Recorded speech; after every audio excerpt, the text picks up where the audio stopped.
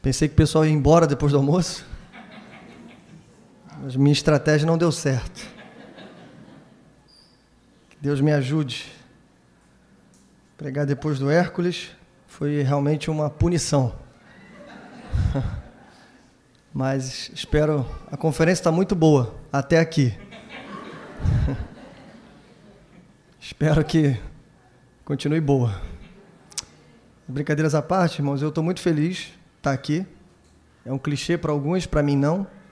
Para quem não me conhece, eu sou o pastor Miguel, pastor da PIB de Juscelino, e sou pastor ali há 6 anos, porque antes eu estava aqui. Então, alguns irmãos lembram de mim, os irmãos mais antigos, e é um prazer, irmãos, retornar aqui. É um prazer. É um prazer um pouco maior, porque essa jornada tem um pouquinho de culpa minha, né, Glênia? Alguns anos atrás, a gente pensava em trazer uma conferência, né? Não nesse nível, né? Eu pensava muito pequeno ainda, mas Deus foi muito bondoso, o Glenner me ajudou muito naquela época e a gente idealizou algo parecido com o que está acontecendo hoje. Claro que está muito melhor do que a gente pensou, mas é um prazer, irmão, estar aqui. E também, outro prazer, porque a Igreja Batista Memorial do Mendanha também está aqui, né? Muitos irmãos vieram, e também é uma igreja irmã, uma igreja amiga. E essas são as 2 únicas igrejas que eu visito nas minhas férias, né? Então não precisa dizer mais nada. As outras igrejas, desculpem. Mas é isso, essa é a verdade. E em maio eu criei um problema na minha igreja. Em maio eu preguei aqui, no Congresso de Família, Hércules também, e aí eu disse, né? Eu postei uma foto, botei na rede social. Aí botei assim, é muito bom voltar para casa. Aí quando eu cheguei em Juscelino, alguns irmãos disseram assim, olha, eu vi aquilo lá que o senhor postou, viu? Sua casa é aqui. E aí, né, isso acontece, é o carinho dos irmãos, eu estou muito feliz por isso. Bom, anúncio feito, quero dizer que estou aqui com a minha esposa Bruna. Um tchauzinho, Bruna, aí. Está ali. A incansável, né? É assim que eu a chamo. Bom, vamos ao texto. Eu queria sua paciência, prometo ser bem rápido, né? Que se for ruim, pelo menos acabou rápido, né? Abra a sua Bíblia, vamos ler Judas, apenas um verso ali. Eu queria ler junto com você, se você puder dizer a plenos pulmões. A minha versão é NVI, para o pessoal da mídia aí, tá bom? Se quiser colocar maior, tá, Wesley? Fica à vontade aí, tá? O versículo é só o verso 22, ok? A gente vai ler a carta de Judas, apenas o verso 22.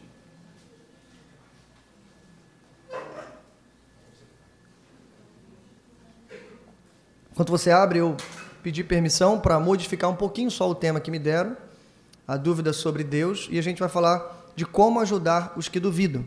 Mas eu quero deixar claro que nós vamos tratar sobre o tema dado, ok? Bora, envolto em outro assunto. Então, ao invés de você lidar com a sua própria dúvida, além disso, de quebra, hoje você vai também aprender a lidar com a dúvida do outro. Uma espécie de puxadinho do último sermão do Hércules aqui, tá? Talvez uma ampliação aí do que Hércules já começou falando. Então é isso. Dá para ler? Vamos ler, gente. Então, para a gente dar uma acordada aí depois do almoço. Vamos lá. Tenham compaixão daqueles que duvidam. Mais uma vez. Tenham compaixão daqueles que duvidam. Que o Senhor nos conduza nesse momento. Há uma história que eu particularmente gosto muito. É possível que muitas pessoas aqui conheçam. Uma fantasia criada por um pastor batista ainda no século XVII, se não me engano, 1678, se não me falha a memória. É o famoso Peregrino. Para quem nunca leu, irmão, você não sabe o que está perdendo.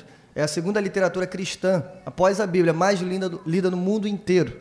Vale muito a pena você se debruçar nela. Bom, nessa história de John Bunyan, há muitas boas histórias. Eu quero trazer uma para a gente aqui hoje.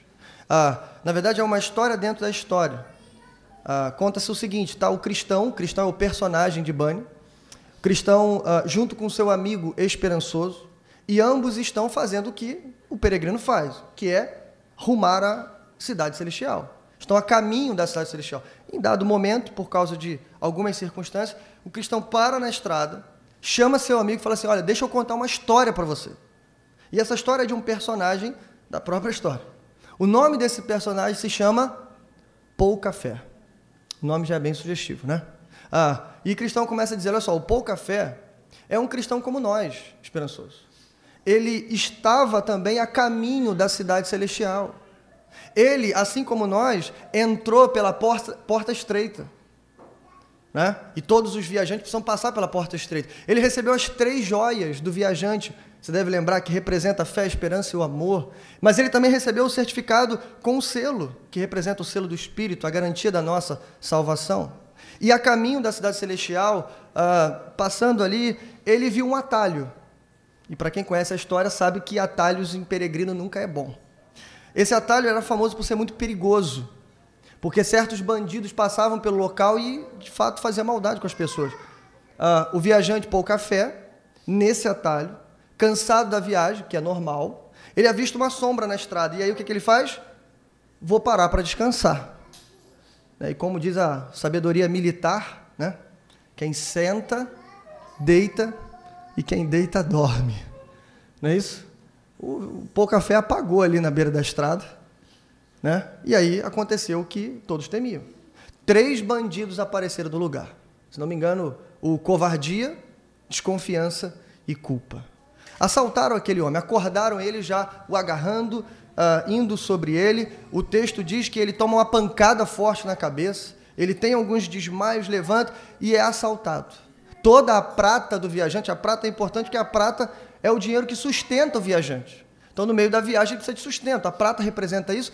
E aí eles assaltam isso do pouca fé. E aí, quando eles estão prestes, irmãos, talvez dar até cabo da vida dele, fazer outras maldades, ou roubar outros pertences, eles escutam os passos de alguém se aproximando. Um dos bandidos diz assim, tem alguém vindo. O outro pergunta, quem? Eu acho que é o Graça Abundante. Eles escutam os passos de alguém. E de fato era o Graça Abundante. E a história vai dizer que eles sabiam que o Graça Abundante podia derrotar todos os bandidos de uma só vez. E o que eles fazem? Eles dão em retirada. Pouca fé, então, né? Talvez é livre ali da morte, de algo pior, e ele se levanta, né? Se restabelece, é ajudado, enfim, e ele consegue continuar a sua viagem. Essa é a história que o cristão conta. Mas a grande questão aqui não é tanto a história. A questão é que depois de contar essa história para esperançoso, amigo do cristão, há um debate ali. O esperançoso ele não consegue digerir essa história. Ele fica meio incomodado. E aí é o que acontece que a gente trouxe ali. O esperançoso, ele indaga assim, por que pouca fé não encheu o coração de coragem? Penso que ele deveria ter resistido. Por que ele se entregou assim, tão fácil? Ele devia ter feito alguma coisa, mas ele não fez.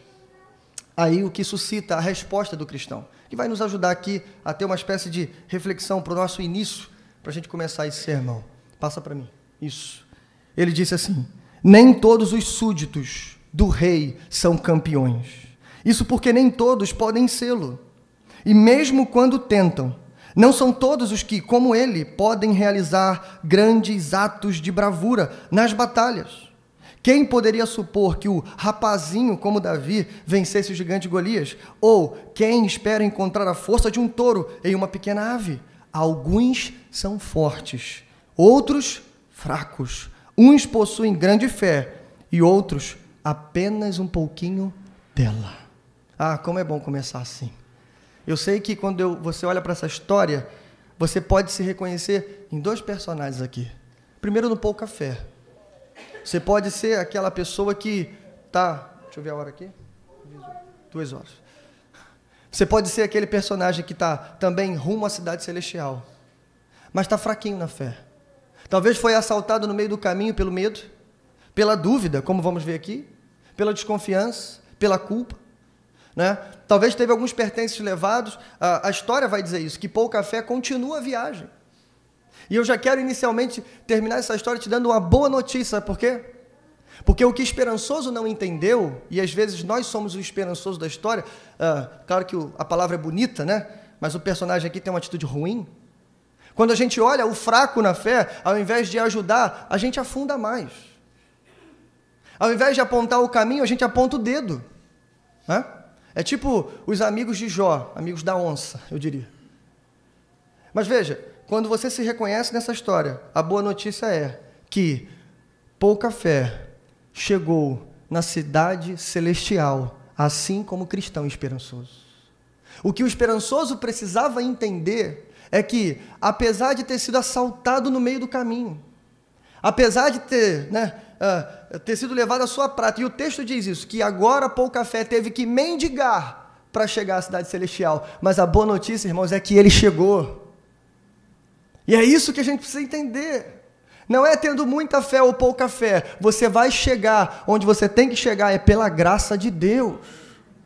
E a gente tem que começar assim, já para entender de que maneira a gente tem que ter compaixão dos mais fracos, daqueles que duvidam. Bom, eu acho que dá para a gente começar bem, né? A gente vai ter um caminho bem rápido, e eu vou passar, né, por 3 fases aqui, né, bem rápidas, e no final uma rápida reflexão.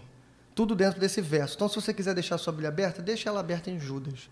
A gente vai olhar algumas coisas ali. Bom, primeiro, aceitando a dúvida. Segundo, entendendo a dúvida. E, por último, respondendo à dúvida. Como ajudar aqueles que duvidam. Ok? Isso. Vai ficar no automático, tá, minha irmã?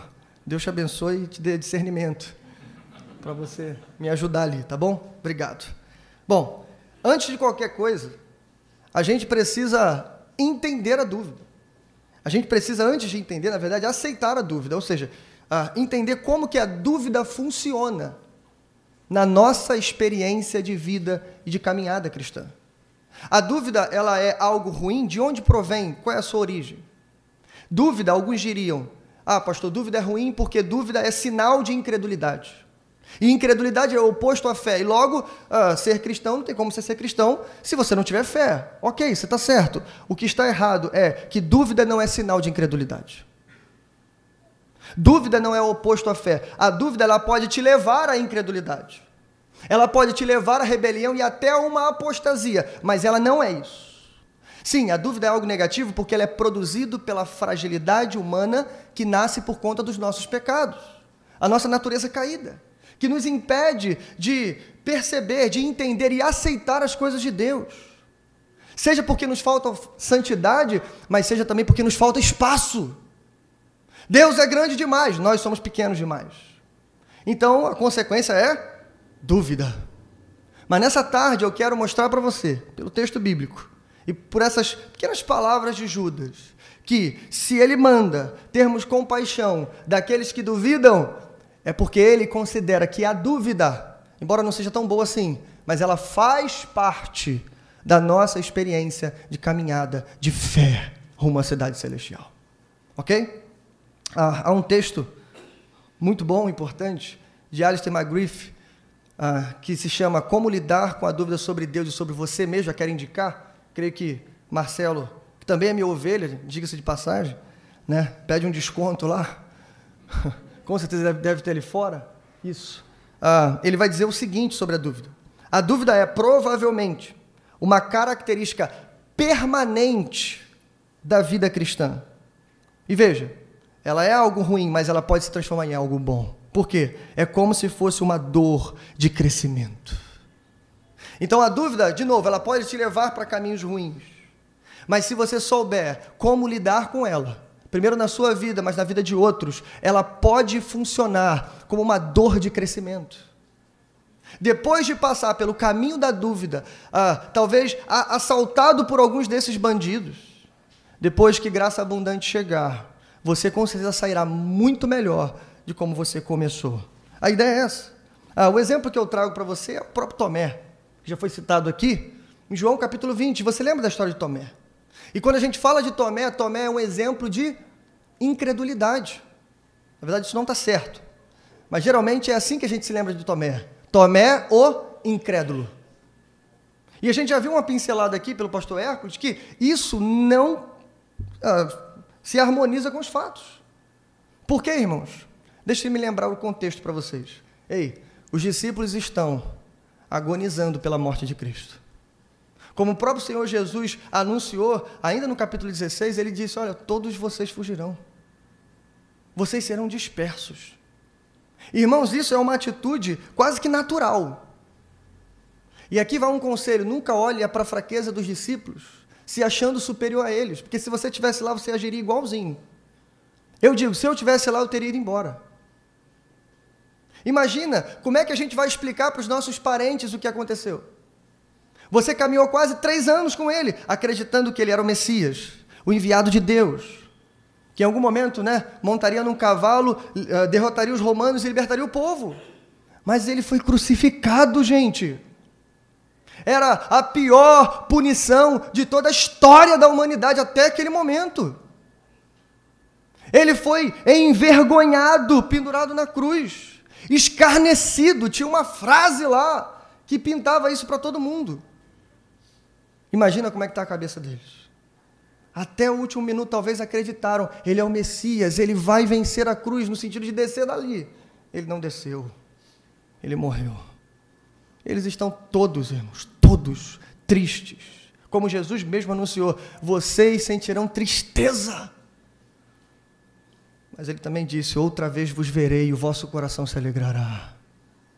E isso aconteceu, irmãos. Jesus entra no lugar onde eles estão reunidos, esperando a presença do Mestre. Ressurreto, ele entra pelas portas e diz, paz seja com vocês. Só tem um problema. Tomé faltou o culto. Já viu aquele culto que você fala assim, hoje eu não vou não, porque eu estou com dor de cabeça. Hoje eu não vou não, porque, não sei, eu estou sem roupa para ir, eu estou sem ideia, sem vontade, dor de barriga, e aí começa. Provavelmente foi por um motivo fútil, ou talvez não. Talvez Tomé estava triste demais para se reunir com seus amigos. Ou talvez Tomé não via nem sentido em estar ali. Mas a questão é, Tomé faltou o culto, só que Tomé volta para os seus amigos. Quando ele volta, os amigos dizem assim, olha, Jesus ressuscitou. A tristeza deles já tinha se transformado em alegria. Por quê? Porque outra vez vos verei. Cristo já tinha visto eles. Eles estão em um compasso acelerado. Tomé está em outro compasso lento.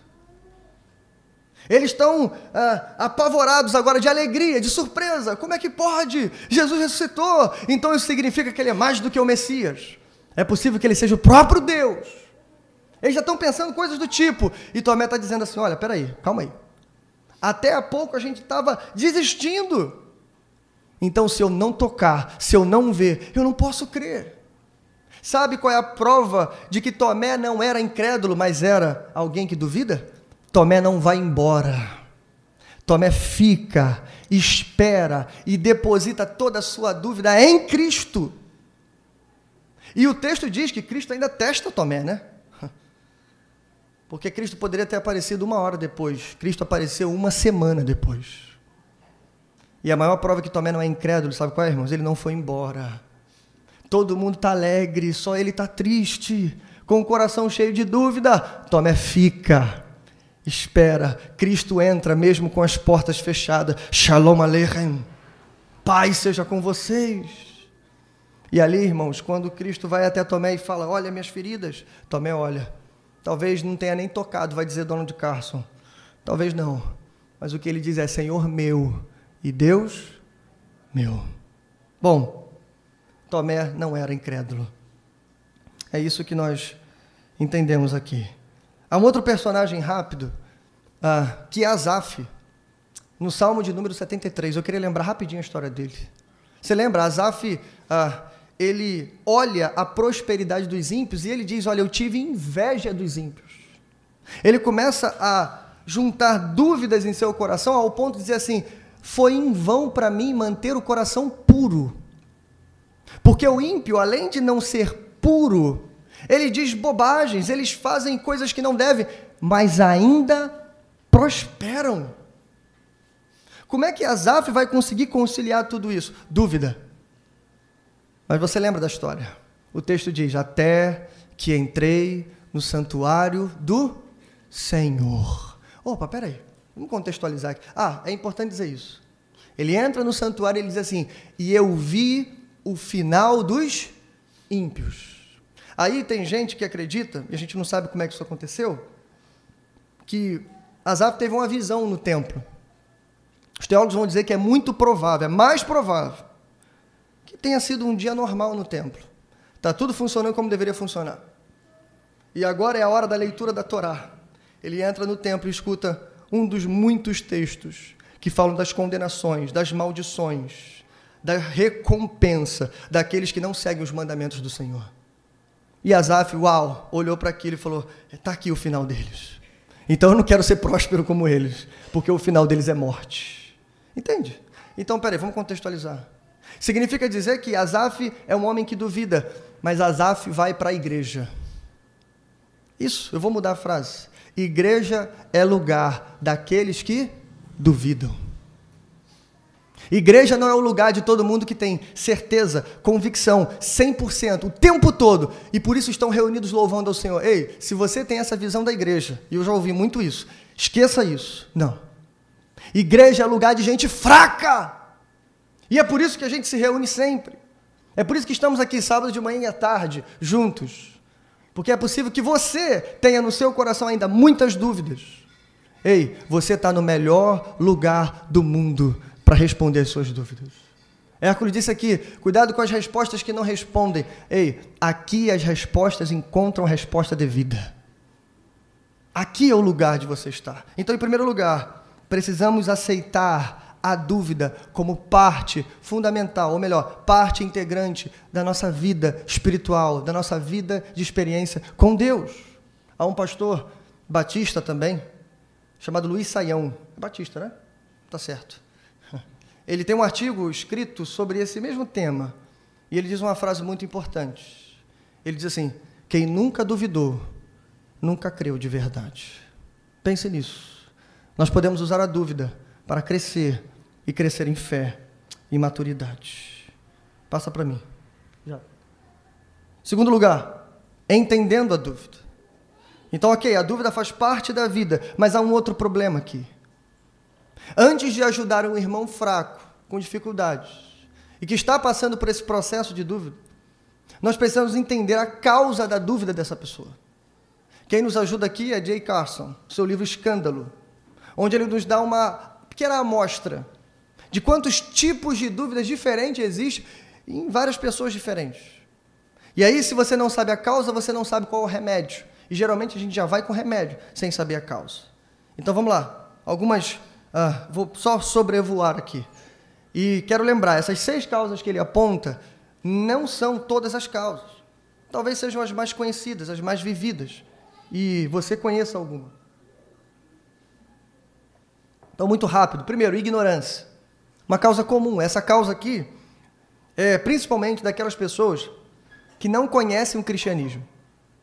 Como o Hércules pregou aqui, pessoas que atacam o cristianismo. E eu estou convencido de que 99% dessas pessoas atacam não a fé cristã, mas uma caricatura que alguém pintou para ela atacar. Algumas pessoas, sim, eram religiosas de fato. Algumas pessoas foram catequizadas, conheceram a fé e agora são inimigos da fé. Ok, isso aí é 1%, 2%. A maioria delas estão atacando o que não conhecem. E aí Carson vai dizer, qual é o remédio para a ignorância? Instrução. Irmãos e irmãs capacitados que possam ir até essa pessoa com calma, tranquilidade e ensinar a palavra de Deus. Ei, rapaz, calma aí, você está falando de outra coisa, isso aí não é cristianismo não, calma aí. Aí imagina, o cara está batendo naquele pastor da prosperidade. Aí você fala, não rapaz, esse camarada aí está errado. Isso aí não é cristianismo não. O evangelho é pela graça de Deus, não pelos seus méritos. Não é pelo que você tem no bolso, é pelo que você tem no coração. Calma aí. Bom, segundo lugar, escolha moral sistemática. Uma segunda causa muito comum, principalmente em jovens, universitários, alguém que entra em contato com alguma filosofia de pensamento, que vai culminar numa filosofia de vida, uma espécie de moral libertina. E aí, para essa pessoa que agora abandona os princípios morais da fé cristã, ela precisa e irá duvidar de tudo. É preciso que Deus não exista, como o Hércules também pregou, para que não haja moral absoluta. É preciso, se Deus não existe a moral de Deus. Não existe o conceito de certo e errado, logo você pode fazer o que você quiser. E por aí vai. Para essa pessoa, Carson receita, libertação. Terceiro, rito de transição. Aqui talvez alguns se enquadrem. Eu, pelo menos, me enquadro aqui. É para aquele jovem que cresceu na igreja, foi educado na igreja, catequizado na igreja, mas agora ele vai para o ensino médio. no Pedro II, lá perto de casa.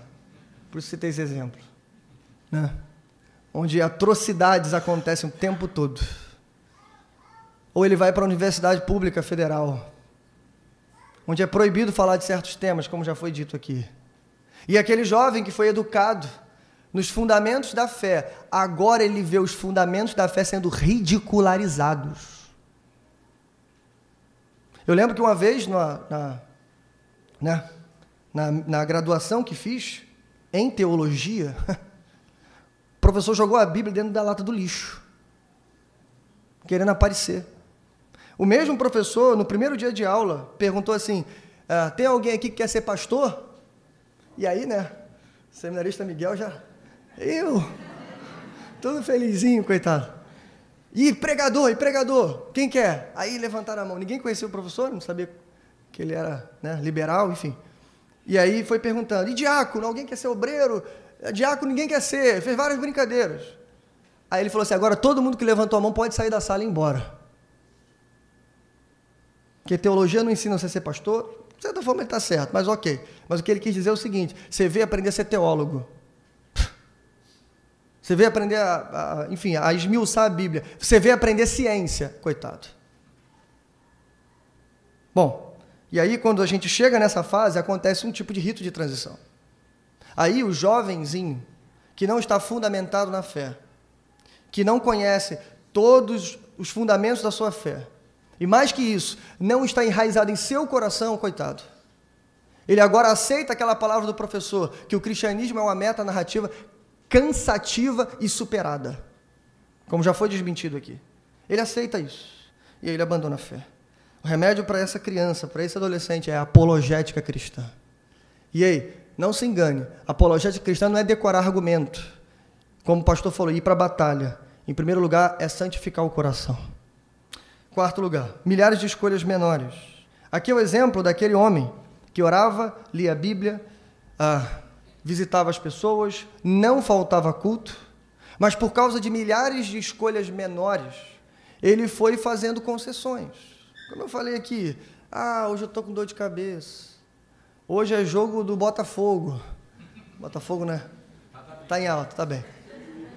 Hoje enfim, e aí aparecem as desculpas. Não, porque eu vou casar daqui uma semana. Não, porque eu sou recém-casado. Não, porque a minha esposa está grávida. Não, porque meu filho nasceu. E aí começam as concessões. Por causa de milhares de escolhas menores, agora ele se vê em apuros. Dentro de casa, ocioso, passeando pelo telhado, vê a vizinha tomando banho. Conhece a história? E aí, pecados acontecem, a dúvida entra e encontra morada no coração. Está duvidando, questionando fundamentos da fé que eram caríssimos para ele. Qual é o remédio para esse homem, para essa mulher? A amizade intencional. O que essa pessoa precisa é de um amigo fiel, tipo o cristão da história, que sacode o outro e fala assim, rapaz, vamos para a igreja. Desanimado, vamos. Com dúvida, vamos. Cansado, mais ainda, vamos, rapaz. É ali que nós encontramos vigor. A lei do Senhor é perfeita e é ela que revigora a alma. Sexto lugar, quinto lugar, privação do sono. Isso aqui vai principalmente para os homens aí. O camarada trabalha demais, passa muito tempo na condução. Ele chega em casa, ele só está pensando no prato quente de comida e na cama. Porque daqui a pouco ele tem que acordar de novo e ir para o trabalho. É a vida de muitos brasileiros. E Carson identifica isso também nos Estados Unidos, porque lá a filosofia do trabalho é um pouco mais pesada do que aqui. A ênfase na produção, em crescer e realizar o sonho americano, leva muitos homens à fadiga total. E se não cuidam de si e da família, quem dirá da vida espiritual? E logo esse homem vai cair em dúvidas, em vários e vários atalhos e caminhos perigosos. E aí Carson vai dizer, a coisa mais espiritual para esse sujeito, sabe o que é? Ter uma boa noite de sono. Pode ser escândalo isso, né? O título é escândalo mesmo. Uma boa noite de sono. Algumas pessoas, presta atenção nisso, pecam, se entregam ao pecado simplesmente porque estão cansadas. Simplesmente por isso. Começa a pensar besteira, a mente está cansada e você tem que estar disposto para lutar, inclusive lutar contra a sua carne, contra a sua mente. Então descanse. Sexto e último lugar, ele vai dizer, crise existencial profunda. Um motivo muito comum de dúvidas. Alguém que perdeu o ente querido. Alguém que perdeu aquela pessoa que amava, que cuidava dela, ou até que se lembrou de algum trauma de infância, ou tantos outros motivos que nos levam a um sofrimento sério, grave. Crise existencial profunda. Essa pessoa logo irá duvidar de temas importantes. Como, por exemplo, Deus é soberano mesmo? Se Ele é soberano, por que Ele não ouviu a minha oração? Eu sei que você tem uma resposta para isso, mas naquele momento, é isso que o coração dela pergunta. Mais ainda, se Ele é soberano então, será que Ele me ama de fato?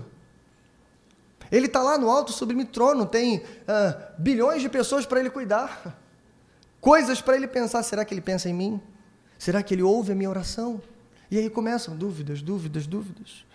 O remédio para essa pessoa é, como o profeta, trazer à memória aquilo que nos dá esperança. Carson termina citando e dizendo o seguinte, o fato é que, assim como as causas das dúvidas são diversas, assim são os seus remédios. O remédio de sono não servirá para dúvidas motivadas por falhas morais.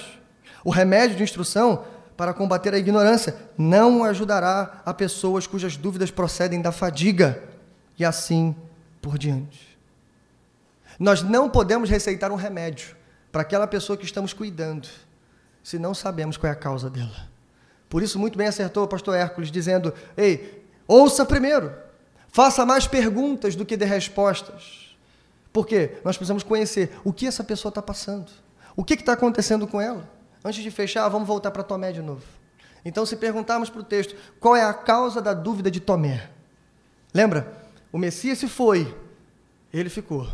Os outros discípulos viram Jesus ressurreto, ele não. Qual é a causa dele? Carson vai dizer, pode passar para mim, uma espécie de grande, pode passar, desapontamento religioso. Essa é a causa da dúvida de Tomé. Um grande desapontamento religioso. Sobre esse tema, é provável que você conheça pessoas assim. Quem sabe tem a gente aqui dentro assim. Porque se tem uma coisa que desaponta muito as pessoas, é a tal da religião. Inclusive igrejas evangélicas, como eu já citei aqui, e como já foi citado, que pregam um outro evangelho, que ensinam coisas que Jesus nunca ensinou, e aí, quando a pessoa coloca em prática, a equação não fecha. E se não fecha, não faz sentido, e se não faz sentido, a pessoa se desaponta. Imagina se toda doença tem a causa num pecado. Se aquela pessoa fica doente, ela fica desapontada. Por quê? Porque é algum pecado. Imagina se todo cristão tem que enriquecer, se aquela pessoa tem uma vida muito humilde e ela não consegue enriquecer, ela pensa, tem algum problema espiritual em mim. Imagina se toda cura acontece e depende da sua fé. Então, quando você não consegue a cura para aquele parente que você queria, você pensa assim, é porque eu não tive fé suficiente. Mentira! É a vontade do Senhor que faz essas coisas. Amém? Então, desapontamento, temos aos milhares. Tomé é mais um desapontado religioso. E qual é a cura para Tomé? Qual é o remédio? Ei, levar Cristo até ele. Não o Cristo pintado por esses homens lá fora, mas o Cristo ressurreto com as mãos feridas. Lembrar para essa criatura de Deus, para esse filho de Deus, que, ei, o Deus do trono é também o Deus da cruz. Que ele morreu na cruz para salvá-lo de seus pecados. Esse é o remédio para aqueles que estão desapontados. Levem eles até Cristo. Bom, eu encerro essa parte dizendo o seguinte. Pode passar de novo. Antes de tratar a dúvida, temos que tratar de quem duvida. Lembra do nosso texto, Judas 22? Tenham compaixão. Da dúvida? Não. Dos que duvidam. Isso parece simples, mas, ei, a gente se esquece disso na hora de tratar as pessoas. A gente escuta uma queixa, uma dúvida, e a gente se esquece que todo problema tem uma pessoa real por trás. A nossa sede de responder às perguntas nos faz esquecer de que estamos lidando com uma vida e não com uma ideia apenas. A gente vai primeiro para o mundo das ideias e esquece do mundo real. Às vezes, essa pessoa que duvida joga pedras na gente. Eu lembro aqui da mulher samaritana, por exemplo. Lembra como é que ela trata Jesus? Com ódio, com rivalidade. Rivalidade social, rivalidade cultural e até geográfica, como o pastor citou aqui. Ela ataca pedras em Cristo. Como é que Cristo responde a ela? Com poder, com paciência, com amor. É assim que Cristo cuida dela. Por quê? Porque antes de olhar para as pedras que ela ataca em Cristo, Cristo olhou para ela. E essas pessoas, irmãos, como já foi dito, elas estão com o coração aflito para encontrar respostas. A dúvida dela pode até te ofender um pouquinho. Eu disse isso lá atrás, né? Eu não aguento ver ninguém falar mal da igreja. Sou o maior defensor da igreja. Mas eu preciso entender que por trás de todos aqueles ataques tem um coração ansiando por uma resposta vindo da parte de Deus. E aí, antes de olhar para a dúvida, olha para quem está fazendo a pergunta. Terceiro e último lugar, pode passar. Aí sim, estamos aptos para responder a pergunta. Estamos aptos para ajudar. Eu quero, ainda na carta de Judas, subir os olhos um pouquinho. Lemos o 22, agora vamos para o verso 3. Um texto muito conhecido, onde ele diz assim: Amados, embora estivesse muito ansioso por lhes escrever acerca da salvação que compartilhamos, senti que era necessário escrever-lhes, insistindo que batalhassem pela fé, uma vez por todas confiada aos santos. Batalha. Se vamos ajudar, a primeira coisa que temos que saber é: estamos num campo minado. O mundo lá fora, irmãos, é um campo de batalha. E a gente precisa se certificar disso. Mas, ei, se é um campo de batalha, você tem que se perguntar: será que eu estou com as armas corretas? Será que tenho as armas certas para fazer isso? E eu quero tocar naquele texto novamente. Vai ser o tema do congresso lá da Memorial. Passa para mim. É o 1 Pedro 3, 15 e 16.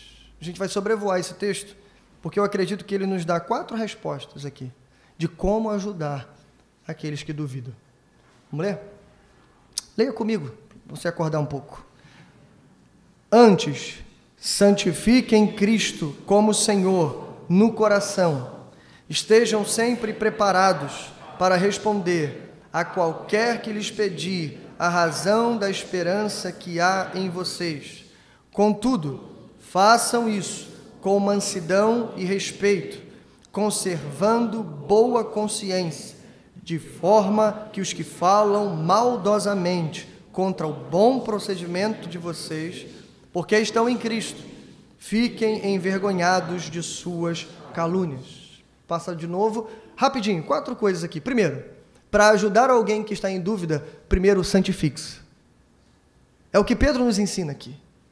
E o santificar aqui é no sentido de santificar Cristo como Senhor do seu coração. É basicamente se certificar de que Cristo é quem manda na sua vida. Você vai ajudar alguém que está fraco, alguém que está em dúvida, mas no seu coração, pelo menos naquele instante, você tem certeza que Cristo é Senhor da sua vida, da sua história, da sua família. Sabe por quê, irmãos? Isso é importante porque a pior coisa que temos é quando um cego vai tentar guiar um cego no meio da estrada. E usando a fantasia aqui, ou a ilustração que usamos, a história de Bânia, imagine, se alguém está perdido no meio da estrada, como é que você vai ajudá-lo se você não sabe o caminho? Não se ajuda alguém perdido sem um GPS, por exemplo. Então, quando você chega lá, você precisa ser a pessoa mais orientada possível. E, infelizmente, o que temos visto é isso. Tentamos ajudar pessoas e, às vezes, pioramos o caso. Ou nos perdemos junto com ela. É aquela velha máxima do socorrismo aquático, né? Quem já experimentou sabe como é que é. Uma vez eu estava fazendo um curso e tinha o salvamento aquático, eu fiquei... O Silas pode me ajudar aqui, né, Silas? Mais ou menos. O Silas pode me ajudar. Irmãos, eu fiquei impressionado com a máxima que eles usam. Tem 2 formas de você salvar alguém que está se afogando. Se você conseguir ir por trás, ok, você pula na água e vai. Agora, se não tiver como você ir por trás, você tem que esperar a pessoa começar a desfalecer. E na hora a gente fica assustado. Você fala, como é que eu vou salvar uma pessoa, mas eu vou deixar ela desfalecer? É estranho, né? Aí foi ensinado. Eu não sabia disso na época, depois eu aprendi isso, vi vídeos sobre isso, mas aí a gente aprendeu que se você vai de frente, o instinto de sobrevivência daquela pessoa mata você primeiro e depois ela.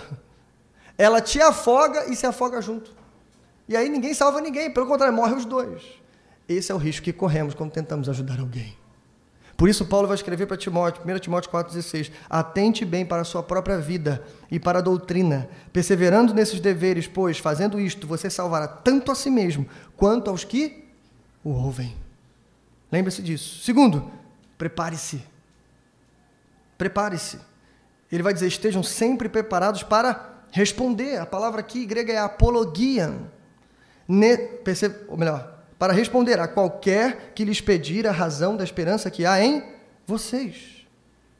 Irmãos, eu estou falando aqui, presta atenção, não é de seminarista, de teólogo e de pastores, e nem de estudiosos da Escritura. Eu estou falando de todos nós. Estejam preparados, Pedro está falando para a igreja, para todos. Então deixa eu ser bem específico aqui e te dar algumas dicas de que tipo de conhecimento você precisa ter para esses momentos. Primeiro, você precisa ter um conhecimento geral das Escrituras. É inadmissível crente que não conhece a Bíblia. Um amigo faz uma pergunta para você de uma passagem da Bíblia, né? Quem foi Uzá? Me explica aí essa história de Uzá. E aí você começa a coçar a cabeça assim, caramba. Aí você olha para o celular está lá na mesa, lá no canto, porque o Google ajuda, né? Uzá. Mas o que você quer saber de Uzá? Fala você primeiro. Aí começa aquela tática, né? Porque o camarada não sabe quem é Uzá. Não, me explica qual é o sentido, a justiça. Por que Abinadab e Abiú foram mortos? Quem? Abinadab e Abiú. E por aí vai. Não conhecemos os personagens, não conhecemos o texto. E, infelizmente, irmãos, brincadeiras à parte, mas os pregadores já estão denunciando lá fora que vivemos a era do analfabetismo bíblico. E a culpa é nossa. Nós temos que ter um conhecimento geral das Escrituras. Ei, se tu nunca leu a Bíblia toda, acenda a lâmpada amarela, eu preciso ler. Preciso conhecer as Escrituras. Mas, infelizmente, isso só não é suficiente. Segundo, você precisa conhecer a sã doutrina. Os fundamentos da fé. É por isso que a igreja tem EBD, aí tem pequeno grupo, aí tem cultos quarta-feira e por aí vai. Para você entender os fundamentos. Porque imagina, as escrituras, 66 livros, são como um grande mapa na sua frente. Se você não souber ler o mapa, você se perde dentro da escritura. Os fundamentos da fé são como esses pontos de direcionamento que você vai tendo. Não, peraí, mas deixa eu entender aqui. Agora eu entendi a doutrina da graça. Primeiro, se você for ler o Antigo Testamento, sem entender o Evangelho, a doutrina da graça, a doutrina da eleição, a doutrina da providência de Deus, você não entende o Antigo Testamento. Você está entendendo? Então, até para ler a Bíblia, você tem que saber isso. Mais ainda, você precisa conhecer cosmovisão cristã. Porque não vai adiantar você conhecer a Bíblia, você conhecer os fundamentos, se você não sabe ler o mundo à sua volta. E para ler o mundo, você precisa da Bíblia, porque você lê o mundo com a Bíblia. Então você precisa aprender cosmovisão cristã. Mas você precisa do Evangelho da graça de Deus. Que, como já foi pregado, é o Evangelho que responde às questões existenciais e mais profundas do nosso coração. Bom, terceiro lugar, seja manso. O texto diz, responda com mansidão. Rapidinho aqui é o típico caso, exemplo, daquele que defende a coisa certa, mas da maneira errada. Como nós temos visto e sofrido por causa disso. É aquela pessoa que vai dizer uma verdade, mas ela fala a verdade da maneira errada, na hora errada, do jeito errado. E Pedro está dizendo, ei, é com mansidão. Já parou para pensar por quê? E aqui o contexto é de um tribunal, é de defesa. É alguém que está trazendo uma calúnia, uma falsa acusação, e no contexto aqui, é diante de um tribunal, ou seja, para te matar. E Pedro ainda está dizendo, ei, ainda assim responda com mansidão. Sabe por quê? Porque mansidão era a arma de Jesus Cristo. Aprendei de mim, que sou manso e humilde de coração. Mais que isso, mansidão é parte do fruto do Espírito Santo. Ou seja, é característica vital em qualquer cristão. Todos vocês precisam ter mansidão e precisam crescer nela dia após dia. Você pode até ter pouca mansidão, mas você tem que ter mansidão. E você tem que desenvolver o fruto do Espírito para que você seja um cristão de fato. Bom, seja manso. Ainda, por último, seja consciente. Pedro termina dizendo, conservando boa consciência. E aqui ele fala da calúnia, porque se os camaradas fizerem alguma calúnia, contarem alguma mentira do bom procedimento de vocês, calma, a verdade triunfa no final. E já parou para pensar que se a calúnia é para o procedimento, por que Pedro fala para a gente ter boa consciência? Não era o momento dele dizer assim, olha, tenha um bom procedimento, porque se eles acusarem o seu procedimento, não vai bater. Não é isso que Pedro está ensinando. Pedro está falando, tenham boa consciência. Sabe por quê? Porque pode ter bom procedimento e não ter boa consciência. Mude procedimento por reputação. Você pode ter uma boa reputação, só que reputação se constrói. Né? Não sei se você sabe, mas um político, quando ele vai se lançar candidato, ele contrata uma pessoa para criar a sua imagem. Os políticos maus, né? Para criar a sua reputação. E aí ele vai mexendo, preenchendo as lacunas, porque reputação se cria, reputação se destrói, reputação se mancha. Nem todo mundo que teve a reputação destruída eram más pessoas. Entende isso? Por isso Pedro está dizendo, ei, calma, em primeiro lugar o cristão não pensa na reputação, em primeiro lugar o cristão pensa na consciência. Porque o primeiro público do cristão não são as pessoas lá fora, não é o júri, é Deus.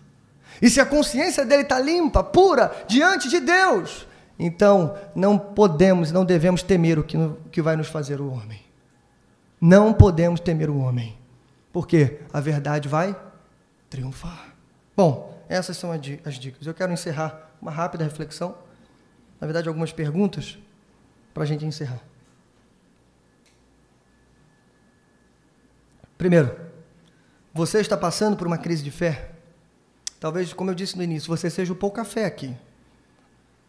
Esteja passando por um momento difícil, assaltado aí pelos problemas da vida, crises existenciais e tantas outras coisas. Tenha lidado com coisas muito difíceis, muito difíceis na vida. Coisas impronunciáveis, coisas que você talvez tenha vergonha até de falar. E aí você está aqui, na igreja, no melhor lugar para responder suas dúvidas. Eu quero deixar um conselho para você. Procure um amigo fiel na igreja. Não deixe de vir para esse lugar, porque é no santuário do Senhor que você encontrará as suas respostas. Mas aqui dentro, procure um amigo fiel. Procure alguém maduro na fé. Procure alguém que pode carregar as suas fraquezas junto com você. Procure um confidente. Alguém diferente dos amigos de Jó, que não estão aí procurando um motivo para apontar o dedo na sua tragédia, não, mas que estão tentando estender a mão para te levantar das cinzas. Procure alguém. Segunda pergunta, você conhece alguém que está lidando com muitas dúvidas? Então, resumindo todo o nosso conselho, tenha compaixão. Antes de pensar na resposta, pense naquela vida que está diante de você. Dê atenção para ela, gaste tempo, pergunte, ouça, entenda o que ela está passando. E aí, em oração, responda as suas perguntas pela palavra do Senhor. Porque é a palavra do Senhor que responde às nossas dúvidas. Mas um último conselho para os dois grupos, seja quem esteja passando pela dúvida ou quem está ajudando quem duvida. Lembre-se disso, os dois, confie na graça abundante do Senhor. Confie na graça, porque no final das contas, não são argumentos que vencem debates. Ou melhor, não são argumentos que convertem corações. No final das contas, é a graça abundante do Senhor. Lembre-se disso. Para encerrar, veja, voltando ao exemplo de Asaf. Como a gente disse, ele entrou no santuário, ouviu provavelmente o livro sendo lido. E aí foi convencido. Se você parar a leitura até aqui, é isso que você vai acreditar. Mas não é assim que Asaf olha a sua própria realidade. Quando Asaf fala sobre o que ele viveu, não é a isso que ele atribui a sua restauração. Então vamos ver? Se você quiser, abra comigo, Salmo 73. A gente vai encerrar vendo isso aqui.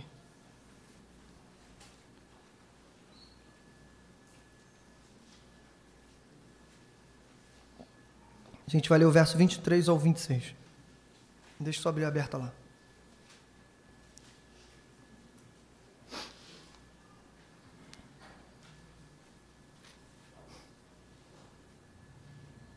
Olha como é que Asaf começa, deixa lá no verso 23, mas ele começa o seu discurso. Ele começa a contar dessa crise de fé que ele teve, desse problema de dúvida. Olha como é que ele começa a contar. Verso 2, ele diz assim: quanto a mim, os meus pés quase tropeçaram, por pouco não escorreguei. Ah, irmãos, aqui o meu coração já se alegra, porque tem gente fraca na fé. Existe gente fraca na igreja. E eu, por muitas vezes, fui uma delas. E aqui já gravo uma coisa: ninguém é forte o tempo todo, mas também ninguém será fraco o tempo todo. Sabe por quê? Porque tem que carregar a fraqueza do fraco, como diz Romanos capítulo 15, verso 1, mas no verso 2 diz, com a intenção de edificá-lo. Edificar é construir. Então o fraco não permanecerá fraco para sempre, porque ele tem o forte para ajudá-lo, e o forte vai ajudar a ele se tornar forte. Mas você não consegue ser forte o tempo todo. Por isso que a imagem da igreja é a imagem daquele paralítico descendo do telhado, lá naquela casa onde Jesus estava pregando. Lembra da história? Ele está descendo do telhado com um aparato inventado pelos seus amigos. E a imagem da igreja é essa: uma hora você carrega, outra hora você é carregado. Entende? E aí sim, é isso que Asaf está dizendo. Os meus pés quase tropeçaram. Ei, mas ele não caiu. Você também pode quase tropeçar, mas você não cai. Calma, olha isso. Verso 23. Olha a quem ele atribui. Ele diz: contudo, sempre estou contigo. Tomas a minha mão direita. Tomas a minha mão direita e me sustém. Tu me diriges com o teu conselho, e depois me receberás com honras. A quem tenho nos céus senão a ti? E na terra nada mais desejo além de estar junto a ti. Agora veja, irmãos, o grande tesouro desse texto: o meu corpo e o meu coração poderão fraquejar. Asaf reconhece que a fraqueza faz parte da nossa história, mas ele diz: mas Deus é a força do meu coração e a minha herança para sempre. E olha quem concorda com isso: Judas. Judas 24 e 25, ele termina a carta dizendo: aquele que é poderoso para impedi-los de cair e para apresentá-los diante da sua glória, sem mácula e com grande alegria, ao único Deus, nosso Salvador, sejam glória, majestade, poder e autoridade, mediante Jesus Cristo, nosso Senhor, antes de todos os tempos eternos, agora e para todo sempre. Amém. Então lembre-se, confie na graça abundante do Senhor. O teu coração pode fraquejar, mas Deus é a força do seu coração. Que Deus abençoe a igreja. E obrigado pela oportunidade.